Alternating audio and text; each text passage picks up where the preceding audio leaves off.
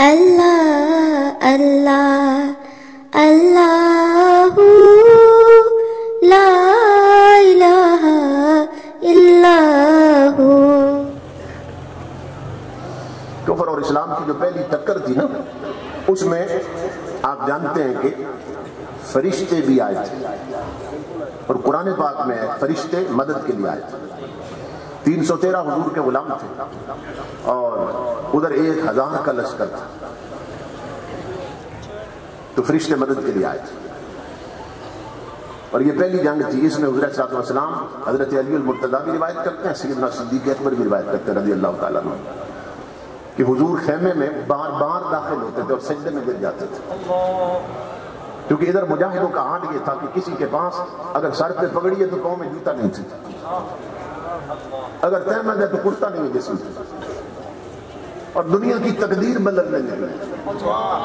313 ایک ایک کھجور کھا کے روزہ رکھا ہوا ہے۔ تلوار ہے تو ڈال کوئی نہیں، ڈال ہے تو خود اور زرہ کوئی نہیں جسم ہے۔ حفیظ مرحوم نے اسی کا نقطہ کھینچا،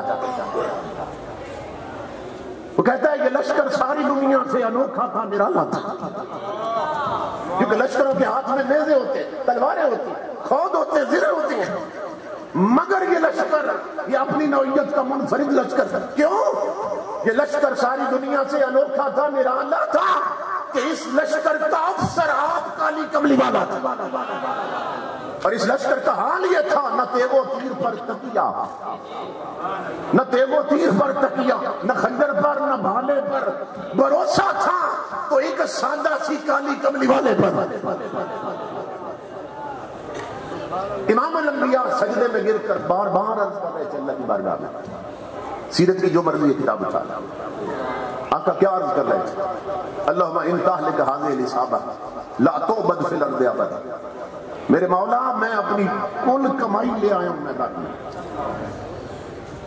میں اپنی ساری پونجی لے آیا ہوں میدان میں، 313 صحابی، اے میرے رب اگر آج یہ جماعت ختم ہو گئی، اگر یہ سب شہید ہو گئے تو پھر زمین پر تیری بندگی نہیں ہوگی۔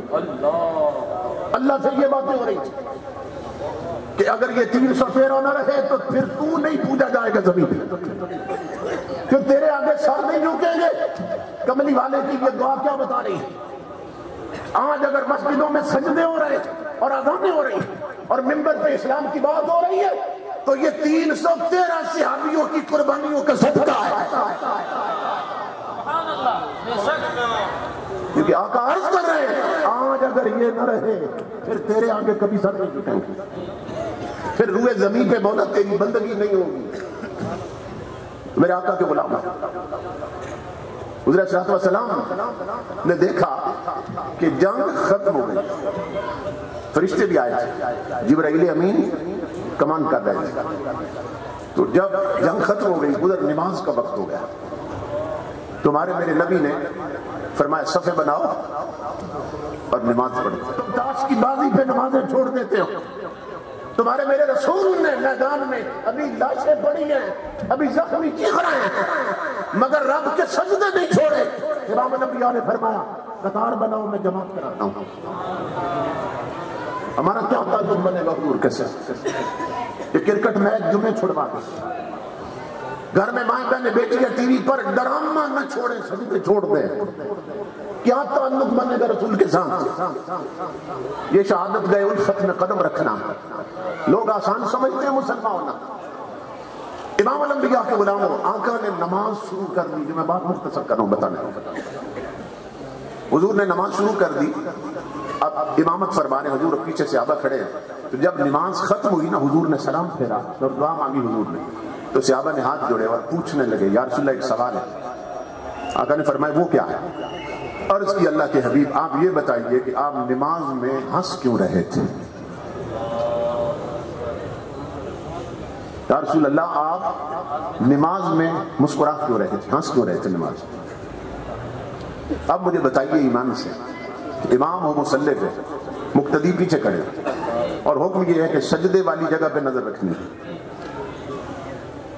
اگر سجدے والی جگہ پہ نظر ہو اور امام مصلی پہ اور منہ قبلے کی طرف ہو سب امام اگر جمائیاں بھی لیتا رہے تو مقتدیوں کو پتہ چلتا ہے۔ اب سوال یہ ہے کہ حضور مصلی پہ تھے، قبلے کی طرف کھڑے ہوئے، اصحاب رسول پیچھے کھڑے تھے، نماز صحابیوں کی ہو رہی ہے، تو انہیں خبر کیسے ہوئی کہ حضور ہنس رہے تھے؟ انہوں نے کیسے جان لیا کہ حضور ہنس رہے تھے قیام میں؟ تمام شارحین حدیث نے اس کے نیچے لکھا کہ وہ ہمارا امام نہیں تھا، وہ صحابیوں کا امام تھا۔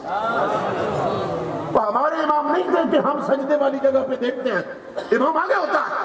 وہ محمد عربی تھے جو امام الانبیاء تھے، تو صحابہ کی حالت یہ ہوتی تھی نماز میں بھی کہ خدا کی عبادت میں بھی زیارت مصطفیٰ کی کرتے رہتے تھے۔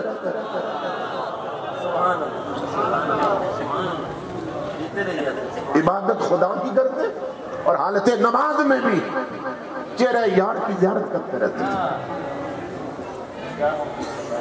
سمجھ رہے؟ وہ حالت نماز میں بھی حضور کو دیکھتے رہتے۔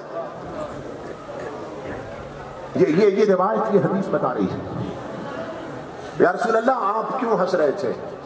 تو امام الانبیاء نے سنے کیا فرمایا؟ میرے آقا نے فرمایا تم جانتے ہو کہ جبرائیل آئے تھے اور فرشتے آئے تھے، جنگ میں شامل ہوئے تھے۔ جب جنگ ختم ہو گئی اور ہم نے نماز شروع کی تو جبرائیل امین نے فرشتوں سے کہا اب فتح تو ہو چکی ہے، چلو اب واپس چلتے ہیں۔ جب جبریل تمام فرشتوں کو لے کر پہلے آسمان کے گیٹ پہ پہنچا، دروازے آگے دروازہ بند تھا، آگے دروازہ بند تھا، جبریل نے کہا دروازہ کھولو، انہوں نے کہا نہیں کھل سکتا۔ اس نے کہا میں فرشتوں کا کمانڈر ہوں، دروازہ مجھ پر بند ہے، کیوں نہیں کھل سکتا؟ انہوں نے کہا اللہ کا آرڈر ہے، نہیں کھل سکتا۔ جبریل نے کہا آخر وجہ کیا ہے، مجھ پر بھی دروازہ کیوں بند ہے؟ تو فرشتوں نے کہا اللہ فرما رہا ہے جبریل آ رہا ہے، دروازہ نہیں کھولنا، کیوں کہ میرے یار کی اجازت کے بغیر کیوں آ رہا ہے؟